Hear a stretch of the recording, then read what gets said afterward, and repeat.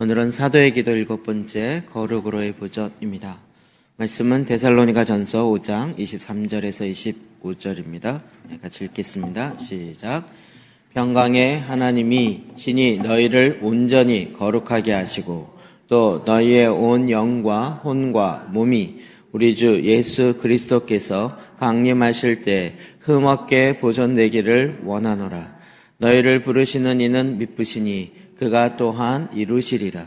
형제들아, 우리를 위하여 기도하라. 아멘.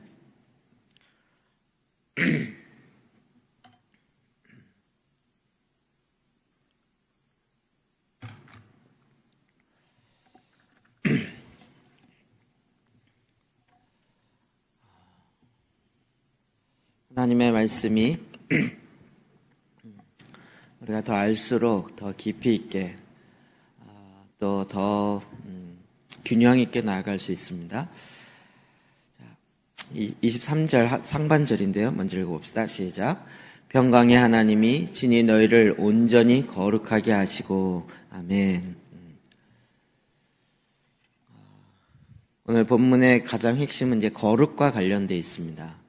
근데 이 거룩할 수 있는 가장 기본적인 조건은 하나님이 우리를 거룩하게 하시는 것이죠. 그래서 평강의 하나님이 우리를 거룩하게 하고 우리를 온전하게 하는 그 하나님이 어떠한 분인지를 바로 알아야 되는 거죠. 그 하나님은 어떤 분이십니까? 평강의 하나님이십니다. 평강의 하나님이 조화의 하나님이시고 우리를 온전케 하기를 기뻐하시는 하나님이시죠. 그래서 그분이 하나님이 어떠한 분인지를 알면 우리의 기도의 상당 부분이 많은 부분은 사실은 하나님을 설득하려고 하는 게 아니라 그 앞에선 내가 어떻게 해야 되는지만 이야기하면 되는 거죠. 우리 자꾸 하나님을 모르니까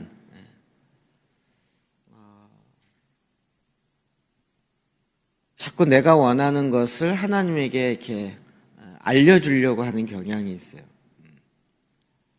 자, 하나님은 내가 거룩하게 되는 걸 원하실까요? 안 원하실까요? 질문이 너무 유치해서 제가 웃게 되는데. 우리가 기도할 때 이렇게 기도할 필요 없는 거죠. 하나님, 날 좀 거룩하게 해주세요. 내가 거룩하기를 원하는데 하나님 뜻을 바꿔서 날 좀 이런 기도를 할 이유가 없죠. 왜요? 그건 하나님의 뜻이 당연하고 하나님도 그걸 원하기 때문에. 제가 이런 예를 들 때마다 참 유치하지만 자꾸 이제 비유를 부모와 자녀 간에 두잖아요. 자녀가 부모한테 날 좀 제발 먹여 살려주세요. 날 좀 같이 좀 살아주세요. 이러면 이상한 거죠. 그건 부모로서 당연한 것이고 부모의 기쁨이고 즐거움인 거죠. 그런데 이게 하나님 아버지가 뭘 원하는지를 우리가 이렇게 잘 실제 인격적으로 모르니까 되게 힘들어하는 것 같아요. 요즘에 제가 이렇게 주일날 아침에 아이들과 같이 찬양하고 또 아이들 축복하잖아요. 저는 축복하면서 이제 아이들은 뒤통수밖에 안 보이니까 축복하는 이제 부모가 보이잖아요. 진짜 진지해요. 경쟁하는 것 같아요. 서로 보려고 그러고 예배 시간에 앞에 보려고 막 이러는 사람은 없는데 앞에 나오면 이렇게 막 찾고 막 서로 보려고 막 이러면서 아니면 엉덩이도 들썩들썩하면서 좀 일어나려고 이러면서 앞을 찾고 이러면서요. 그 축복도 막 서로 경쟁하듯이 막 축복하면서 이런 거 보면서 평상시에 안 보이는 모습을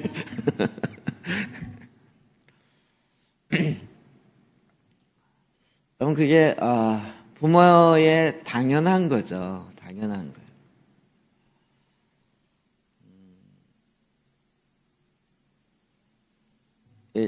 제가 요즘 이렇게 계속 되뇌이는 말이에요. 그래서 자녀는 부모의 기쁨이죠. 근데 왜 자녀는 그걸 모를까요? 부모는 자녀를 보는 게 보기만 해도 좋고, 그냥 이렇게 장난만 해도 이렇게 좋고, 어떨 때는 막 울고 짜증내는 것도 귀엽고, 내 컨디션이 좋으면. 그런데 왜 자녀들은 그런 마음을 못 가질까요? 일단 저부터도 저희 아버지가 저에 대해서 그렇게 생각했다라는 걸 상상도 못하고 있었으니까 늘 부정적이고 늘 뭐 좀 이렇게 못마땅해하고 이러는 아버지다라는 전제가 깔려 있으니까 우리가 하나님 아버지를 온전하게 알지 못해요. 근데 이것도 믿음이더라고요. 경험도 있지만 신뢰함도 있고 믿음도 있고요. 그래서 평강의 하나님이 그 평강의 하나님이 우리에게 평강을 안 주시겠냐고요.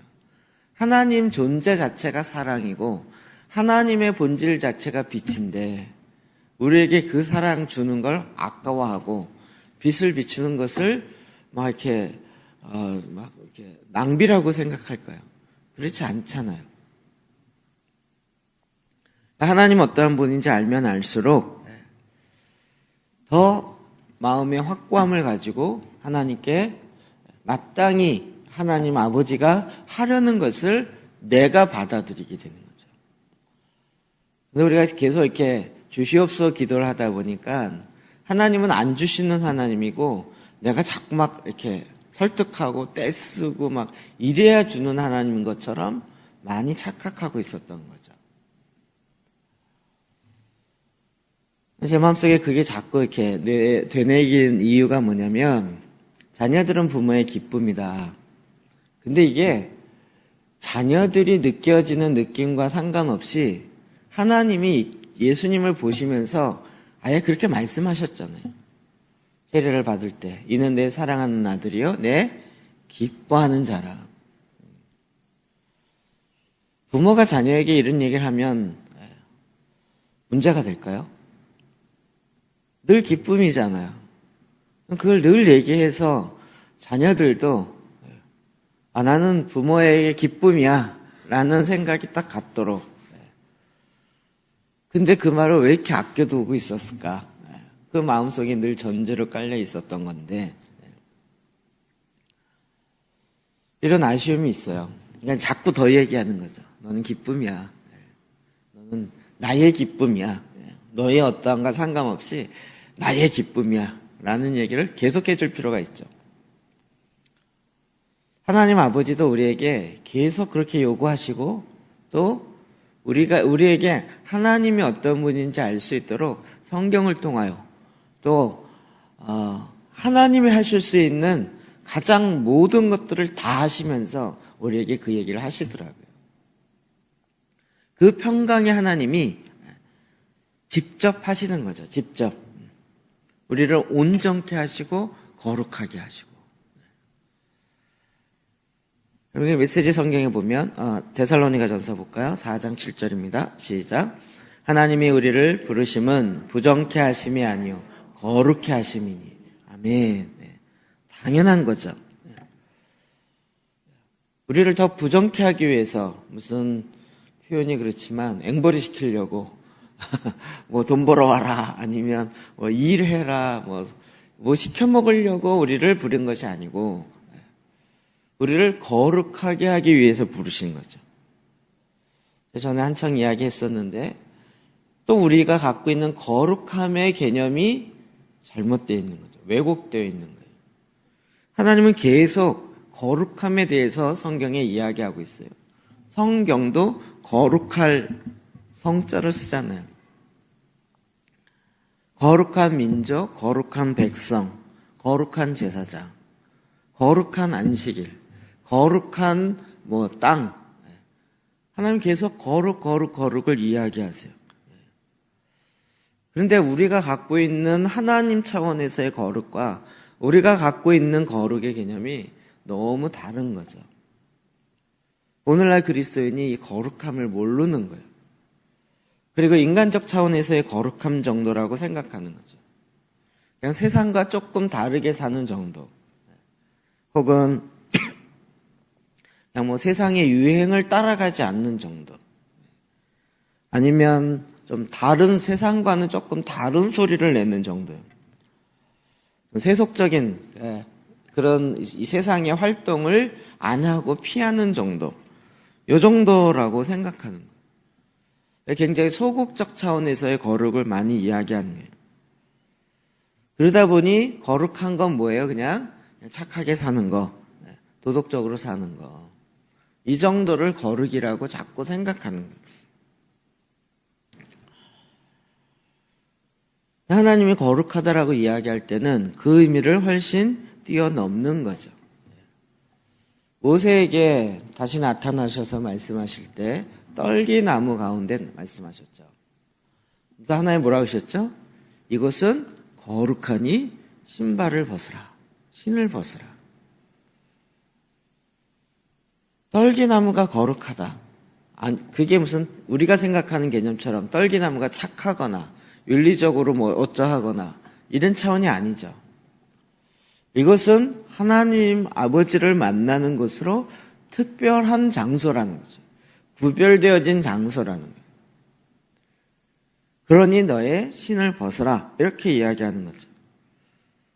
어떤 면에서 거룩함의 반대는 세속적이다. 이런 개념보다는 거룩함의 반대는 평범함인 거예요.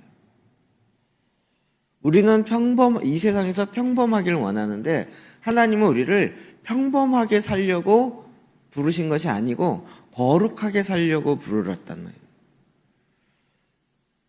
그러니 거룩함의 백성의, 즉 평범함의 반대인 것처럼 따로 목적을 위해서 특별하게 따로 구별해서 불렀다는 거죠. 하나님이 원하시는 이 거룩의 개념이 오늘날 우리에게는 유교적 거룩이나 이 세상적 차원에서의 거룩이라는 개념으로 너무나도 많이 전략시킨 거죠. 예레미야 11장, 예레미야가 아니라 레위기 11장 45절이요. 시작.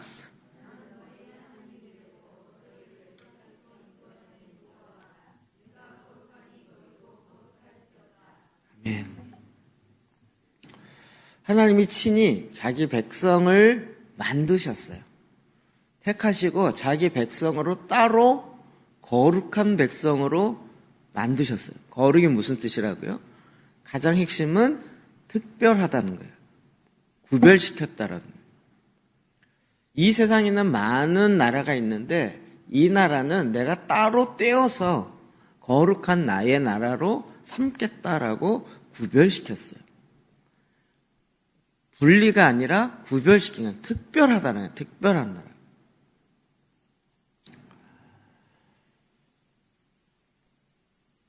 하나님은 계속 이 특별한 따로 떼어놓은 나의 백성, 나의 자녀들 통하여서 이제 내가 왜 이렇게 따로 떼어놨는지를 온 세상에 알리고자 함이었던 거죠. 이스라엘 백성을 특별하게 여기셨어요. 근데 이것이 인간의 죄성으로 잘못 알게 되어지면 성민 사상이 들어가기 시작하면서 교만함의 개념으로 따로 떼어놨다라고 생각하니까 그게 더 사실은 힘든 건데 그게 나의 이기적인 생각에 교만함으로 작동하는 거예요. 그러니까 다른 사람을 무시하는 곳에 나의 거룩함을 쓰기 시작하면 그게 교만함으로 가는 거죠. 하나님은 나를 특별하게 따로 불렀어요. 이건 나만이 갖고 있는 하나님 앞에 어떤 특권의식이기보다는 하나님이 특별한 사명을 맡기는 거죠. 그러니까 미션이 주어지는 거죠. 그러니까 이 사람에게는 기준치가 올라가 버리는 거예요.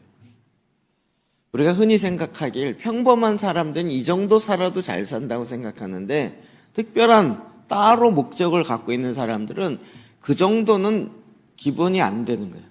그 수준 이상으로 올라가는 거죠. 사실 거룩함이라는 것이 우리에게는 굉장히 부담이 되어지는 내용이긴 해요. 베드로전서 1장 16절 봅시다. 계속 주님이 이야기하십니다. 시작. 기록되었을 때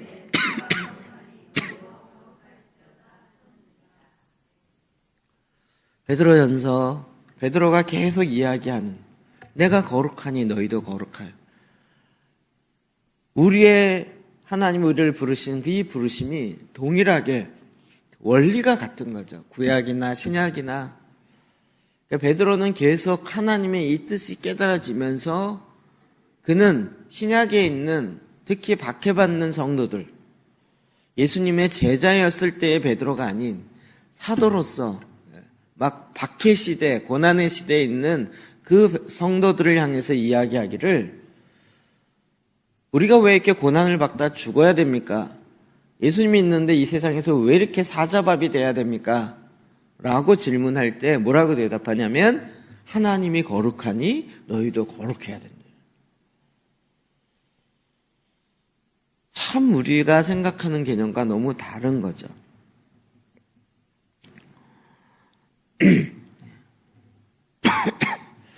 여기에는 하나님의 목적이 있습니다. 거룩과 짝이 되는 것이 있는데요. 그게 뭐냐면 임재입니다. 하나님 왜 따로 특별하게 구별시켰는가? 그 가운데 임하시려고요. 그러면 하나님의 임재가 있으려면 어떻게 해요? 임할 수 있도록 내가 준비해야 되는 거예요. 거룩함으로. 그러니까 거룩함과 임재는 같이 연결되어 있다는 거죠. 거룩하지 않는데 임하세요 라고 하게 되어지면 하나님이 임하셔도 있을 데가 없다는 거죠. 주일날 오후에 얘기했죠.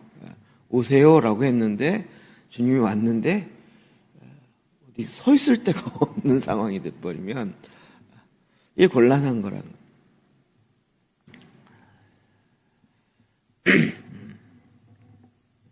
하나님이 특별하게 거룩하게 여겼고 하나님이 특별하게 그것에 분리시켜 놓은 하나님의 방법들이 있었어요. 성경에 나타나는 것들이죠. 요즘에 우리 주일날마다 계속 보는 거룩한 안식일. 안식일을 기억하여 어떻게 지키라고요? 거룩하게. 이건 좀 특별하게 지키라는 거예요. 제가 이 얘기할 때마다 뭐 생일이나 무슨 그런 기념 특별한 날을 얘기하죠. 이 날은 생일이니까 좀 특별하게 지키라. 뭐 이렇게 얘기하는 것과 비슷하다는 거예요. 그 의미보다 훨씬 더 크고 더 넓지만 하나님께서 그렇게 따로 떼어놓은 것들은 하나님이 그 가운데 특별한 것들을 두신 거죠. 하나님이 거룩하다라고 이야기한 것은 하나님이 특별한 목적이 있기 때문이에요. 예를 들면 구약의 선지자들, 신약에도 있지만 하나님이 특별히 거룩한 선지자들의 입을 통하여 말씀하시게 하셨어요. 그러니까 선지자들은 따로 구별돼야 되고 그래서 그들의 삶을 거룩하게 요구한 거죠. 그러면 선지자들은 자기의 삶이 세상의 일반적인 삶과는 좀 분리되어지는 별도의 삶이지만 그것을 충분히 감당을 하는 거죠. 저와 여러분도 그런 의미에서 오늘날 모든 성도들이 다 거룩함을 요구받는 거죠. 이름 자체가 성도잖아요. 거룩함을 따라가서 사는 사람들. 싫으세요? 성도 말고 뭐가 있을까요? 성도라는 말이 부담되니까 이제 신자 이렇게 되는 거죠. 신자는 무슨 여자 이름 같네요. 그냥 믿는 사람들 이렇게 돼요. 제가 이렇게 보면서 용어가 막 바뀌어요. 전에는 결혼식을 뭐라 그랬죠? 혼례, 예식, 그 다음에 그 전에는 백년 가약 뭐 이렇게 돼요. 결혼에 대해서 점차 근데 이게 자꾸 줄어들기 시작하면서 이제는 결혼의 약속 이렇게 줄어드는 거예요. 전에는 아예 이게 취소될 수 없는 100년의 이 언약이다. 굉장히 중요성을 강조되기 시작했는데 오늘날 오면 올수록 자꾸 내용이 축소되기 시작해요. 헌신 예배를 안 드리잖아요. 헌신 예배. 우리는 기본적인 삶이 헌신이지 굳이 헌신 예배를 드려서 내가 더 헌신하겠습니다라고 말하는 게 좀 이상하다는 거죠. 여러분 재결혼 예배 뭐 이런 거 할까요? 뭐라 그래야 되나? 이걸 말도 못 만들겠네요. 다시 부부가 또 사랑하기로 했어요. 그러면 또 재결혼식 해서 다시 뭐 이렇지 않잖아요. 결혼이라는 것 자체 전제로 딱 깔려 있는 거죠.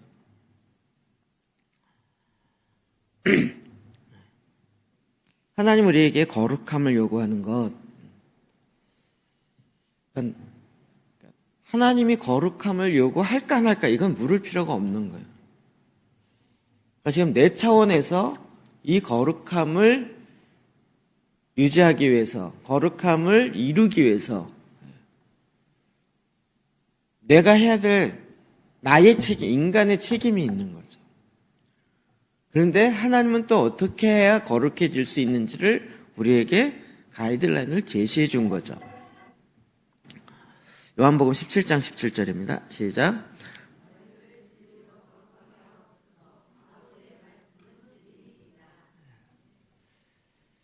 거룩하게 되는 방법까지도 하나님이 너무 이제는 여러분 이런 말씀 많이 들어서 쉽죠? 안 쉽나요?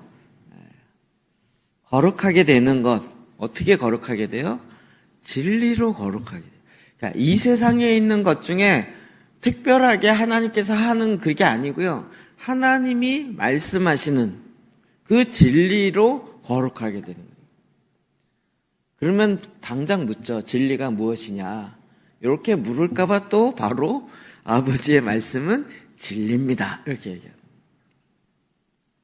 그러니까 주님의 말씀이 진리고 그 진리이신 말씀이 거룩함이기 때문에 그 말씀이 내 안에 들어오면서 내가 거룩함으로 바뀌어지는 거죠. 제가 여기서 이제 유교적 거룩을 자꾸 얘기하잖아요. 외형적 거룩.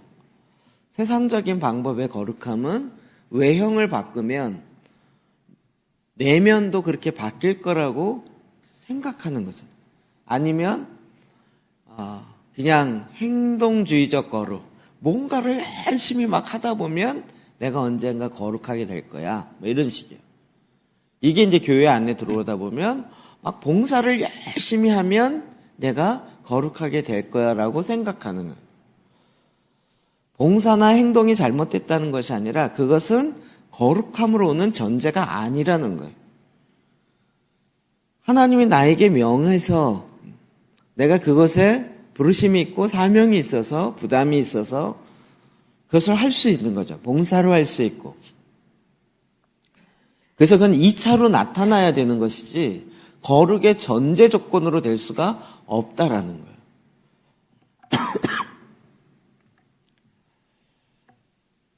우리가 거룩함을 요구되는데 거룩함이 내가 인간의 노력으로 신앙의 어떤 거룩함을 이룰 수가 없다라는 거예요. 루터가 원래 그가 캐톨릭 신부가 되려고 했잖아요. 그래서 고행을 했어요. 신부가 되기 위해서 그 성당에 무슨 100몇 개의 계단을 무릎으로 올라가야 돼요. 자기의 성화 그런 고행들을 했단 말이에요. 그렇게 아무리 해도 내 안에 거룩함이 안 이루어져요. 거룩함의 수단으로서의 고행 이런 것들이 참 많이 있어요. 여러분 이게 불교에 제일 많이 있잖아요. 근데 그 방법은 하나님이 우리를 거룩하게 하는 방법이 아니었던 거죠. 뭘로 거룩해야 돼요? 하나님이 주신 방법으로. 진리로 거룩해야 되고 그 진리는 말씀인 거죠. 많은 분들이 나 교회 나가서 좀 신앙생활 제대로 하고 싶은데 안 돼요. 그래서 성경을 읽으세요. 아니 성경이 읽게 돼져야 읽죠 그러는데 거꾸로라는 거 이제 아시겠죠? 말씀을 우리가 잡고 먹고 그 말씀 안에 들어가야 그때서부터 조금씩 내가 거룩함으로 나아갈 수 있게 되는 거예요. 이 순서가 틀리니까 신앙생활을 해도 변화가 되잖아요. 저는 이 한 끗 차이가 얼마나 큰지를 너무나도 많이 경험했어요. 그냥 별 차이가 아닌 것 같아요. 그냥 교회에서 봉사 열심히 하는 거나 성경 열심히 읽는 거나 그게 그거지라고 생각하는데 전혀 다른 얘기라는 거예요.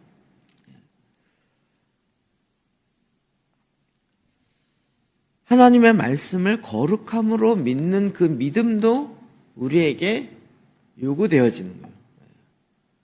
자유주의 신학이 들어오기 시작하면서 이 말씀에 하나님의 거룩한 말씀도 있다 이래갖고 얼마나 빼놨냐고요. 그리고 우리가 또 그 영향으로 하나님의 말씀의 기준을 되게 낮춰놨잖아요. 그 하나님의 방법 중에서 내 마음에 들지 않는 방법들 다 제껴놓고 내 마음에 드는 몇 가지만 받아놓고 그리고 내가 복음을 만들기 시작한 거예요. 좀 심하게 얘기하면 이단들이 자기에게 필요한 말씀 찍찍 뽑아가지고 하나의 딱 논리를 만든 것과 내가 나의 복음을 내 복음을 만들어갖고 한 것과 어찌 보면 별 차이가 없게 되는 거예요.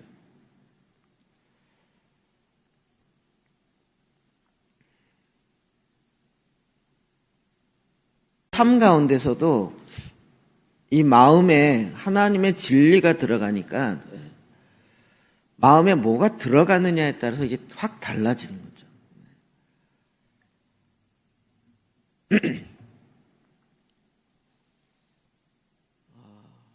그 얘기를 하더라고요. 자기가 북한에 연길에 있을 때 한 달에 사는 자기네들이 워낙 자금이 없어서 정부에 지원받던 것도 아니고 누구 후원받는 것도 아니고 그래서 자기네가 지금도 저기 음식점 몇 개 열어가고 거기서 나오는 수익 가지고 지금 그 일을 하고 있다는 거예요.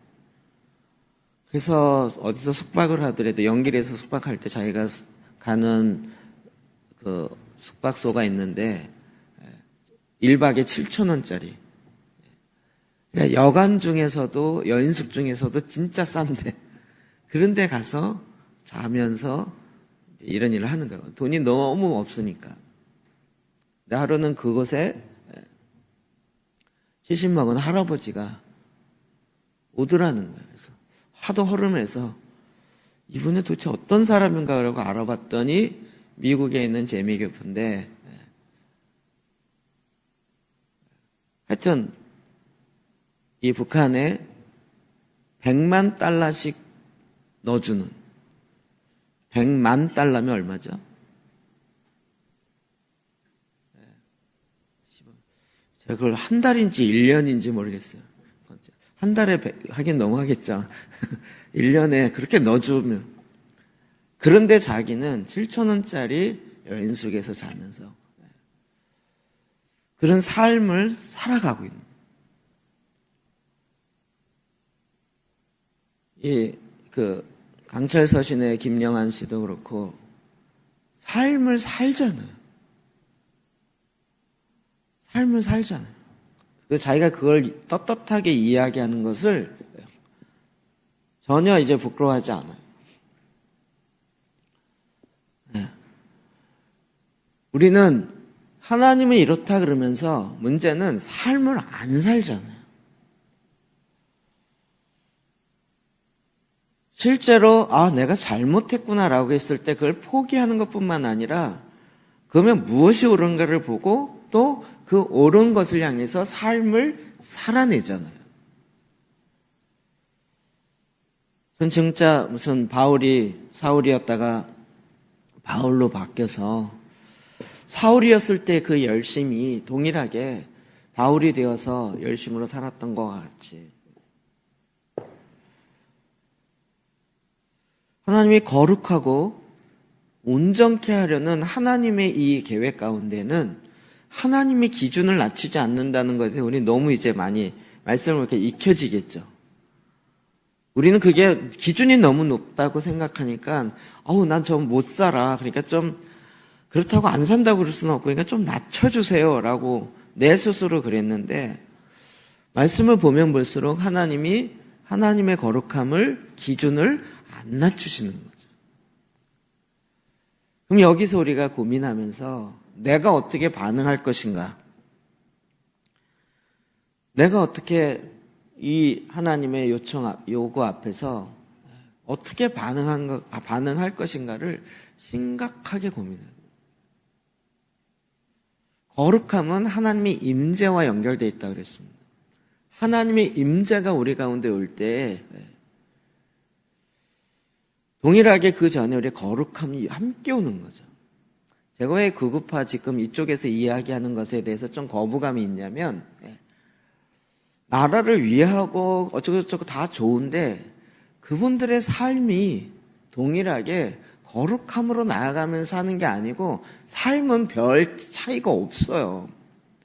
그러면서 자꾸 그렇게 외치니까 소위 말하는 말발이 안 서는 거죠. 아니 이쪽 세력에 언론 플레이하고 거짓으로 이렇게 언론하고 참또 잘라서 짜집게 해갖고 언론 만들어서 내고 이런 거. 그러면 그걸 고발하면 본인은 그렇게 하지 말아야 되잖아요. 그런 면에서 하나님은 거룩함이 요구되어질 때 우리가 어떻게 거룩해야 되는지에 대한 하나님의 방법, 하나님의 기준까지도 정확하게 우리에게 제시하고 있는 거예요. 여기서 우리는 나의 방법을 내려놓고 하나님 아버지는 거룩함을 원하시고 하나님이 거룩하니 나도 거룩해야 된다고 그 기준으로 제시하니까 근데 나는 그렇게 될 수는 없고 그랬을 때는 이제 내 방법을 내려놓고 하나님의 방법을 취해야 되는 거죠. 삶을 살아내야 되니까. 여기서 우리가 적당히 타협할 수가 없는 거죠. 그러면 또 어떻게 거룩해져요? 성경에서 계속 답을 찾을 수밖에 없어요. 디모데전서 4장 5절 너무 유명하죠. 시작. 하나님의 말씀과 기도로 거룩하여집니다. 하나님의 말씀과 기도로 거룩하여집니다. 계속 우리가 어떻게 거룩해지는지에 대해서 하나님께서 우리에게 길을 정확하게 제시해 줍니다.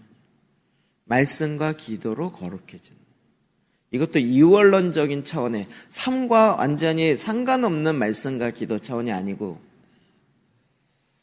그 말씀이 내 안에 심겨지고 그 말씀이 내 입술에 열매로 나타나고 이게 열매로 나타나려면 어떻게 해야 돼요? 들어와서 소화되고 돌아서 나가야 되는 거잖아요. 들어왔다가 이렇게 나가는 게 아니고 내려왔다가 뱃속에서 소화되고 그래서 이게 흘러가지고 나중에 이렇게 나가야 되는 거예요. 이렇게 결과론적으로. 하나님은 계속 너희를 온전히 거룩하게 하시고 이 계획을 하나님이 포기 안 하시죠. 왜요? 그래야 하나님이 임할 수 있습니까? 거처될 수 있고.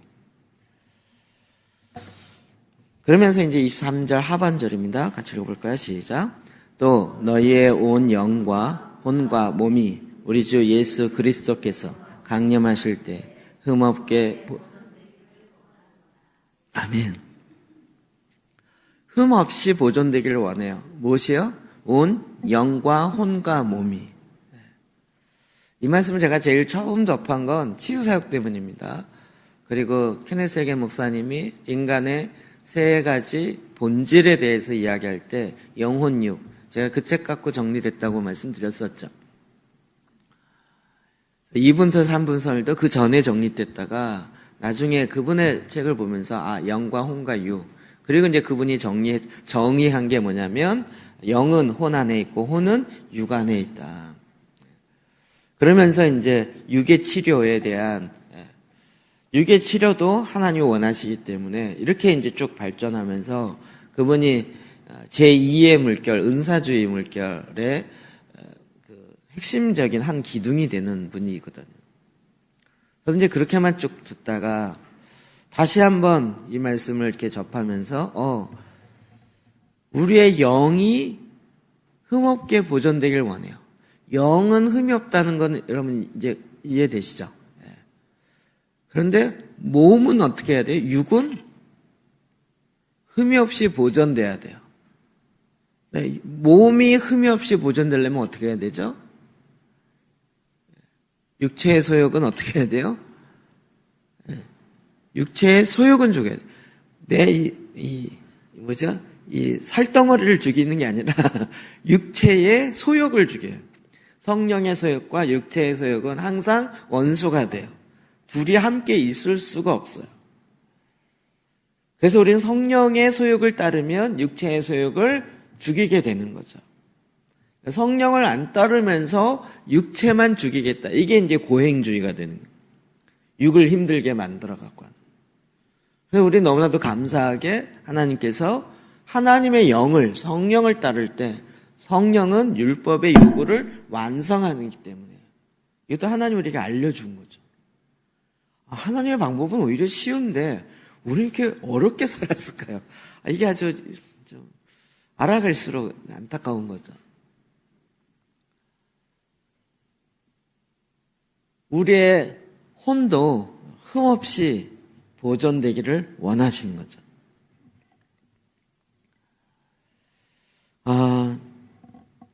하나님은 지금도 이 하나님의 계획하심이 사라지지 않는 거예요. 지금도 우리가 더 온전케 되어지기를 원하죠. 그럼 그것이 다시 말씀드리지만 거룩함과 연결되어 있어요. 자, 요한복음 17장 15절 봅시다. 시작. 내가 비옵는 것은 저희를 세상에서 데려가시기를 위함이 아니요 오직 악에 빠지지 않게 보존하시기를 위함이니. 아멘. 악에 빠지지 않도록 보존하여 주십시오. 예수님이 이렇게 제사장의 기도를 합니다. 위에도 보면 하나님이 우리를 지으신 영과 혼과 몸이 흠없게 보존되기를 원하는 거예요. 자, 엔타임에 대해서 하면서 이걸 알게 된 거죠. 저희가 회복의 동산교회라고 이름을 짓게 된 배경 자체가 회복이 보통 병원에서 회복돼서 퇴원했다. 이때 쓰는 단어는 리커버리거든요. 그런데 우리가 쓰는 것은 그 회복이 아니고 레스토레이션을 쓰는 거죠. 그러니까 마지막 때의 핵심적인 키워드는 레스토레이션이라는 회복인 거예요. 그러니까 원래 상태로 회복되는 거. 보존돼. 그러니까 타락하기 전의 상태로 다시 회복되는 원래의 상태. 그러니까 마지막 때가 되었을 때 하나님이 원래의 상태로 다 회복시키는 일을 하신다는 거죠. 우리는 그 회복을 추구하는 교회입니다. 이렇게 해서 이름을 진 게 이제 회복의 동산교회라고 짓게 된 거거든요. 그게 뭐냐면 원래 만들었던 상태로 다시 보존되는 거예요. 그러니까 하나님이 우리를 힘없게 만들지 않으셨어요. 제가 건강 얘기하면 늘 비유로 들잖아요. 우리의 건강이 하나님은 100% 온전하게 만드시는 거예요. 그냥 100% 늘 건강하게 살다가 어쩌다 감기 걸리면 아이고 아팠다가 잠깐 다시 와서 또 건강하게 살고 이렇게 사는 게 하나님의 원래 원하심이지 1년 내 아프다가 어쩌다가 찔끔 이틀 건강하다가 다시 또 계속 363일을 이게 원함이 아니라는 거죠. 하나님 우리의 원함은 성령으로 충만해서 365일을 이렇게 가기를 원하는 거죠. 그리고 그렇게 살 수 있기 때문에 그렇게 하라고 말씀하시는 거고요. 그러니까 어쩌다가 거룩하고 어쩌다 성령 충만한 것이 아니고 하나님 원래 원했던 그러니까 치아 같은 경우도 우리 아이가 나올 때 치아가 나오고 그럴 때 기본적으로 건강한 치아가 나오지 모든 사람이 다 썩은 치아가 나온다. 그래서 꼭 모든 인간들은 다 치과에 가서 이걸 다 임플란트로 바꾸든지 물로 바꿔야 살 수 있게 그렇게 만들지 않으셨다고요. 기본적으로 다 건강하게 하셨어요. 그죠? 전에 어느 전도사님이 풍치가 와가지고요. 이 다 흔들린 거예요. 그래서 이걸 다 바꿔야 되는데 견적이 2,000인가 나왔다니까요. 그것도 위쪽만. 여러분 이게 지금 여러분 얼마 갖고 계신지 아세요? 이거 하나 건강한 것도 그렇죠. 기본적으로 건강하게 해놓으신 거라고. 원 상태로 다시 회복되는 것, 보존되는 것. 하나님이 안 주신 것이 아니라 최상의 것을 우리에게 주셨고 그것으로 다시 회복되고 보존케 되어지기를 원하노라. 이렇게 됩니다.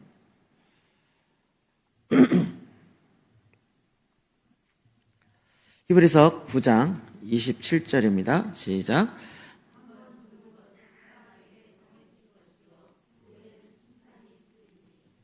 우리가 그래서 이 땅 가운데 어떻게 보존하였는가를 평가받는 날이 반드시 온다는 거예요. 어떻게 이 땅 가운데서 이것을 이루었는가라는. 그 후에는 심판, 테스트, 시험 받는 날이 온다는 거예요. 모든 사람이 다요. 믿는 사람과 믿지 않는 사람 다요. 요한복음 5장 29절이요. 시작. 선한 일을 행하는 자는 생명의 부활로, 악한 일을 행하는 자는 심판의 부활로 나오리라. 이 제식의 농담인데요. 제가 농담을 자꾸 진담으로 받아들여서 미리 농담이라고 얘기하고 합니다. 인생이 너무 힘들어서 이 세상 끝내야겠다라고 자꾸 딱 자살해서 죽으신 분이 다시 부활했어요. 이 세상이 끝이고 이 세상에서 죽으면 아무것도 없다라고 굳게 믿는 사람이 그냥 죽으면 끝이지 그러고 그냥 딱 죽었는데 다시 부활해서 부활 이후에 영원한 삶이 있네 라는 거를 알게 됐을 때 어떨까요? 진짜 원떡하겠죠. 이럴 줄 알았으면 내가 왜 죽었을까? 왜 자살을 했을까? 이러지 않을까요?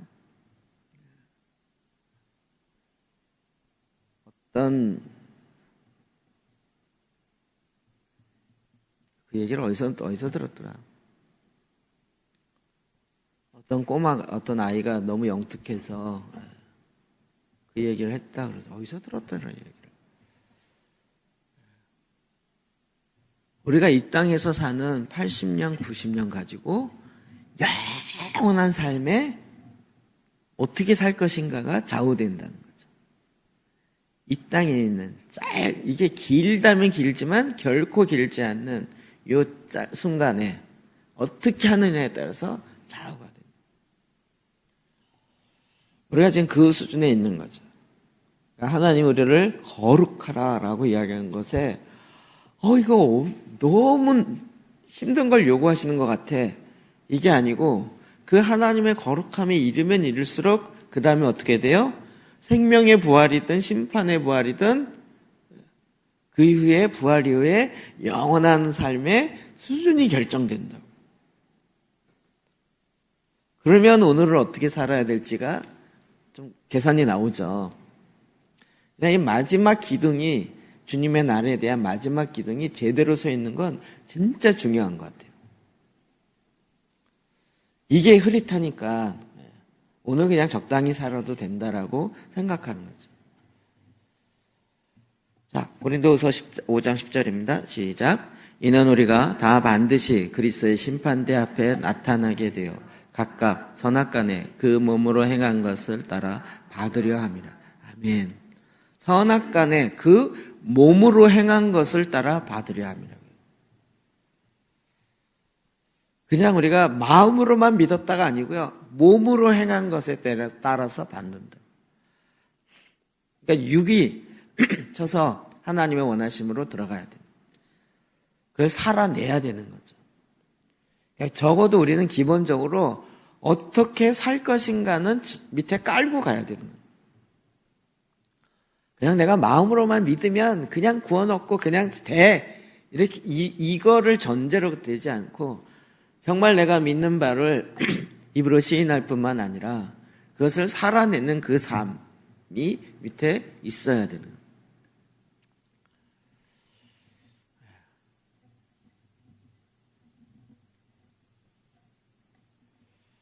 너무나도 감사한 것은 우리가 이 하나님 말씀 앞에 순종하여 갈 때 하나님이 우리 가운데 행하시겠다고 계속 보증 도장을 찍으세요. 24절 볼까요? 시작.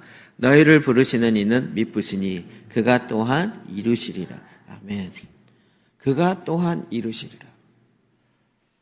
하나님이 우리를 거룩하라고 말씀하실 때는 하나님이 나를 거룩하게 할 수 있는 하나님의 대안이 있기 때문에 거룩하라고 하신 거라고요. 그가 이루신다는 거예요. 그가. 답이 나한테 없었어도 내가 그 말씀 앞에 순종하여서 하나님 말씀하시니 내가 이해되지 않아도 순종하겠습니다. 왜요? 그가 이루시기 때문에. 마태복음 5장 18절이요. 시작. 진실로 너에게 이르노니 천지가 없어지기 전에는 율법의 1.1획도 결코 없어지지 아니하고 다 이루리라. 성경에 있는 말씀에 어떤 것도 없어지지 아니하고 다 이룰 거라고요. 다 이루어질 거라고요. 요즘에 계속 지금 요즘에 핫 이슈는 저거죠. 트럼프가 예루살렘을 수도로 인정한 거에 대해서. 이게 지금 논란이 참 많이 되는 내용이에요. 그런데 제가 양쪽 얘기를 이렇게 들어보면서 안타까운 건 뭐냐면 서로 쌍방에서 뭘 얘기하려고 하는지를 좀 이해하고 말하면 좋을 것 같아요. 요게 참 안 돼서 안타까워요. 마치 김정철 감독이 제3성전 영화 만들어서 상영하니까 저 인간 또 제3성전 만들라고 저 상영한다 이렇게 오해하고 보지도 않고 알지도 않고 이스라엘의 예루살렘의 제3성전을 만들어야 된다라고 저 영화 만들어갖고 저러고 다닌다 이렇게 비판하는 사람들 있잖아요. 정말 웃음 나는 거죠. 그 얘기가 아니죠. 반대죠. 메시지가. 마찬가지죠. 예루살렘이 이스라엘의 수도로 인정되어진다. 그게 반대 얘기죠. 트럼프가 잘했냐 못했냐 이 얘기가 아니고 지금 마지막 때 예루살렘을 중심으로 모든 민족이 둘러싸서 일어나는 대전쟁이 있을 거라는 거잖아요. 그래서 이스라엘 수도가 지금 어디죠? 텔아비브. 거기에서 해서 거기를 둘러싸가지고 전쟁이 일어나면 그건 성경이 이루어지는 게 아니에요. 아직 조건이 안 이루어진 거예요, 그거는. 하나님이 말씀하셨으면 그 말씀이 돼요. 이제 이렇게 이야기를 해서, 지금 마지막 때 일어난 징조 중에 하나가 눈에 보여지고 있습니다. 이 얘기를 하는 건데, 자꾸 이상하게 예루살렘을 이스라엘의 수도로 주장하는 이상한 운동가들이 나타난다. 이래갖고 또 비판을 막 하기 시작하더라고요. 이게 대화가 돼야 이야기를 하는 거죠. 하나님이 말씀하실 때, 그 말씀은 진짜 1.1획이라도 어김이 없이 다 이루시는 거죠. 정말 소름 끼치는 것은 문자 그대로도 이루어 가시는 거잖아요. 요한복음 15장 7절이요. 시작. 너희가 내 안에 거하고 내 말이 너희 안에 거하면 무엇이든지 원하는 대로 구하라. 그리하면 이루리라. 아멘. 요즘에 어떤 두려움이 있냐면 주님의 말씀이 거해서 그대로 구하면 이루어진다는 거잖아요. 약간 이루어질까 봐 두려워요. 여러분 거의 다 좋아하더라고요. 아멘하고. 여러분, 우리나라에 있는 17개 그 직할 시도가 다 기도재단이 세워져서 427개 모든 도시마다 연결돼서 이게 이루어지면 좋겠죠? 그렇게 되어지기를 원하시나요? 미안한데 저는 원해서 기도한 건 아니고요. 그리고 진짜 이루어지면 어떡하지? 이 생각이 갑자기 들어오는 순간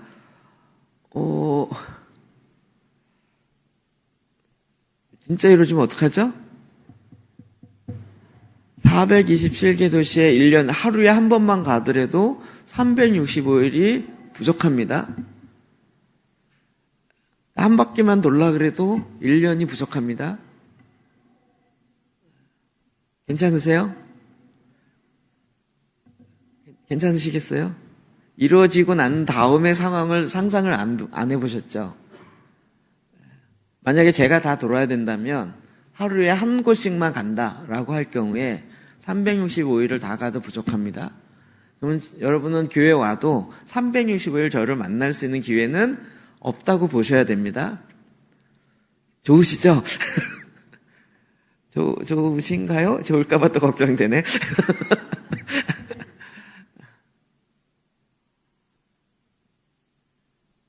이게 진짜 제가 이렇게 양쪽을 접해보면서 어떤 분은 그런 일에 나 좀 동참시켜달라고 막 이러시는 분과 제발 날 좀 부르지 말고 그 일은 당신이 하시고 나는 그거 너무 힘들 것 같으니까 못해요라고 이야기하는 그룹과 이 두 그룹이 있거든요. 어느 그룹이 진짜일 것 같으세요? 감이 오시죠? 예.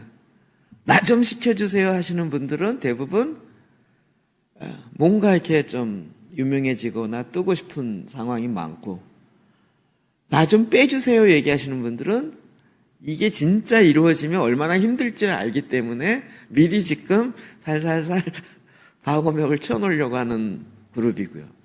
그러면 진짜 믿는 사람은 누굴까요? 이쪽이겠죠.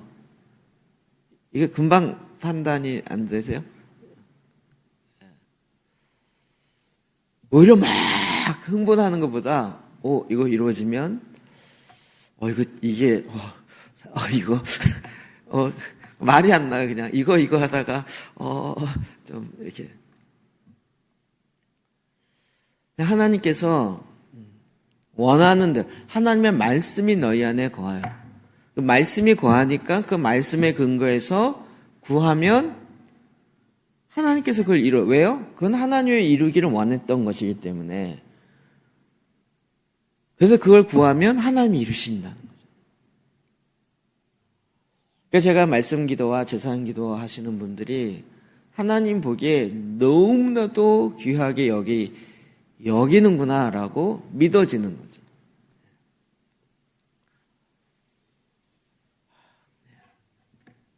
이사야 9장 7절 봅시다. 시작. 그 정사와 평강에 더함이 무궁하며 또 다윗의 왕자와 그의 나라에 군림하여 그 나라를 굳게 세우고 지금 이후로 영원히 정의와 공의로 그것을 보존하실 것이라. 만군의 여호와의 열심히 이를 이루시리라. 아멘. 제가 요즘에 제일 마지막 새벽기도 제단 마지막에 축복의 책임, 그 책에 있는 내용을 조금 이렇게 잘라서 이렇게 하고 있잖아요. 지금 이제 39까지 했고, 내일이면 40번 할 차례거든요.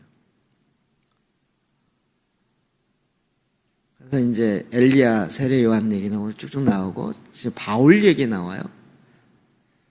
그래서 지금 마지막에 나오는 게 분위기가 자꾸 그러다가 마지막에 사도 바울이 사역의 원리에 있어서 자기 자신의 정체성을 뭐라고 가진지 아십니까? 그러면서 그 특유의 부드러움과 그걸로 저는 이렇게 그분의 책을 읽으면 목소리가 들리는 것 같아요.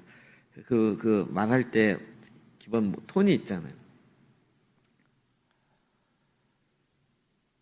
그러면서 사도 바울의 사역의 원리는 뭔지 아시나요? 근데 누가 얘기했나 봐요. 근데 거기다 맞습니다. 이러면서 그런 게 딱 이렇게 녹취록에 있어요. 제가 줬지만 뭐라 그랬을까요? 제사장이요. 제사장이요. 내일 아침에 읽을 내용입니다. 신약의 신학자들은 제사장이란 용어가 나오면 오늘 아침이었나요?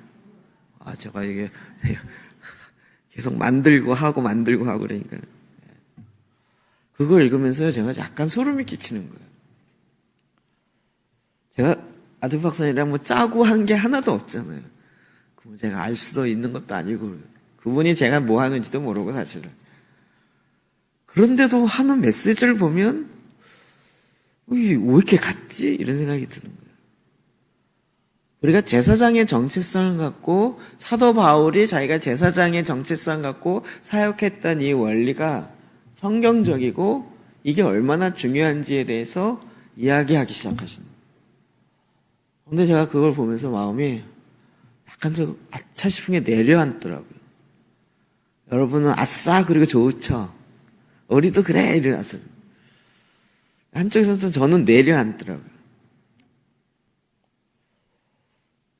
여러분이 말씀이 임하여서 선포했던 그 모든 선포가 이루어질 것 같으세요? 안 이루어질 것 같아서 선포만 하시는 거세요? 이루어지겠죠? 하나님이 이루시겠죠? 하나님의 열심히 이걸 이루겠다고 하셨으니 이 땅의 제사장이 이 땅을 멸하지 못하도록 막아서서 그 말씀에 의해서 하나님 이제 이걸 이루십시오라고 하면 하나님이 알았다, 이루겠다 그러면서 이루시겠죠. 그럼 이게 구약의 원리와 신약의 원리가 똑같죠. 하나님이 왜 그렇게 제사장을 찾고 제사장을 거룩해야 되는지가 하나님 편에서 이해가 되죠. 왜죠? 하나님이 이 땅에 하나님의 뜻을 이루려고요. 하나님의 나라를 이루려고요. 하나님이 이 땅에 내려오시려고요. 하나님이 이 땅에 내려오기 싫은데 그래서 그러려고 하는 게 아니라 하나님 이 땅에 내려오려면 뭐가 있어야 돼요? 거룩한 제사장. 거룩한 자들이 있어야 된다는 거죠. 여기에 인간의 책임이 있는 거예요. 제가 살아야 된다는 얘기가 뭐냐면 나는 거룩하게 살지 않으면서 제사장이라고 얘기하는데 제사장에 구별되어진 특별한 그 삶을 살지 않으면서 하나님 그냥 임하세요. 이건 책임이 없는 얘기라는 거죠. 거기에 내가 구별되어진 특별한 목적을 위해서 구별되어진 그 실제인 거죠. 하나님의 열심히 이걸 이루겠다는 거예요.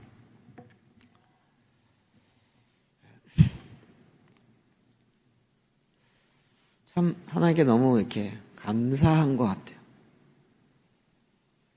이게 하나님이 일하시는 원리를 우리가 막 이렇게 강청해서 쫄라갖고 하나님 일하시는 게 아니고 그 말씀이 내 안에 들어와서 내가 거룩한 제사장으로 그 말씀으로 내 안에 있는 어둠을 내어 쫓고 내 안에 있는 하나님의 말씀이 내 입술을 통하여 선포되어지며 하나님의 말씀에 근거해서 순종하여 나아가기 시작할 때 거기에 하나님의 일하심이 나타나는 거죠. 간증으로 나타나는 거예요. 지금 의정부 스쿨한 지가 3주 됐거든요. 어제 갑자기 그 목사님이 점심시간에 절 보고 우리 교회 와서 같이 식사하세요? 그러더라고요. 그러자고 앉아가는데 뭐 하고 싶은 얘기가 너무 많은 거예요. 나중에 이제 제가 쭉 듣고 정리해 보니까 이미 이제 막 역사가 또 일어났어요. 역사가 계속 일어나고 그 폐쇄공포증이 아니고 뭐라 그랬죠? 듣고 까먹어. 예? 공황장애. 그 교회는 또 공황장애 때문에 힘들어 하시는 분이 자꾸 나온대요. 그 목사님도 옛날에 뭐 치유사역, 은사사역 많이 했던 사람이거든요. 공황장애는 아직까지 해결해 보지 못했는데 이번에 공황장애 해결되더라는 거예요. 21일 만에 말씀을 보혈 기도를 계속 거기 교육자가 가서 하루씩 1시간씩 하루 정해갖고 5명인가 6명이 매일 한 번씩 가갖고 시편 기도 보혈 기도를 1시간씩 한 거예요. 그 사람 처음에 읽지도 못하고 말도 잘 못하는 사람이 근데 20일을 딱 지나니까 회복이 되고 축사하니까 그냥 나가면서 쫙 원상으로 돌아오더라고요.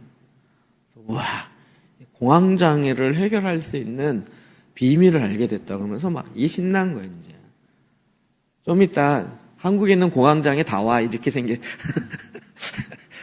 막 그게 신난 거예요. 이게 심리학이나 정신과에서도 아직 이게 해결이 안 되는 부분이잖아요.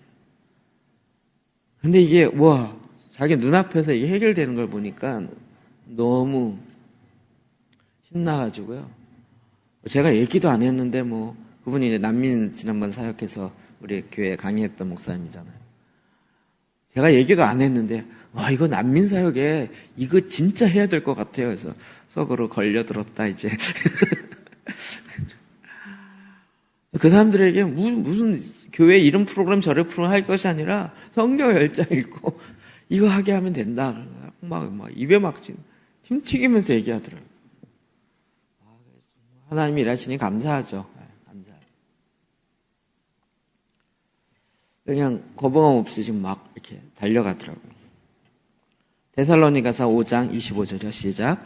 형제들아 우리를 위하여 기도하라. 아멘. 사도 바울이 왜 기도하라 그랬을까요? 사도 바울의 사역이 좀 쉽게 해달라고요? 그게 전혀 아니겠죠. 이게 무슨 사역이에요? 영의 사역이잖아요.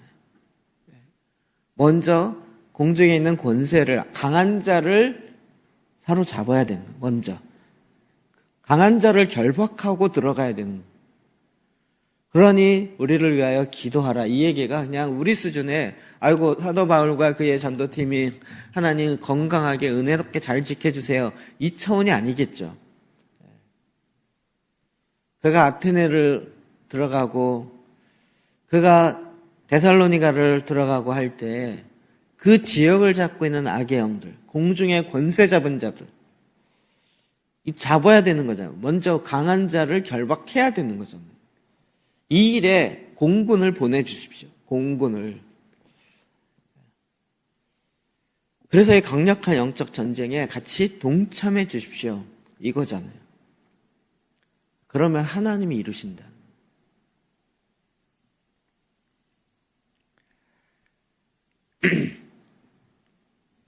하나님이 지금 이것을 이루십니다. 하나님이 이루십니다. 지금도 전 세계 가운데 하나님의 일하심은 강력하게 일어나고 있습니다. 그리고 그 마지막을 향하여 지금 강력한 돌파가 계속적으로 일어나고 있습니다.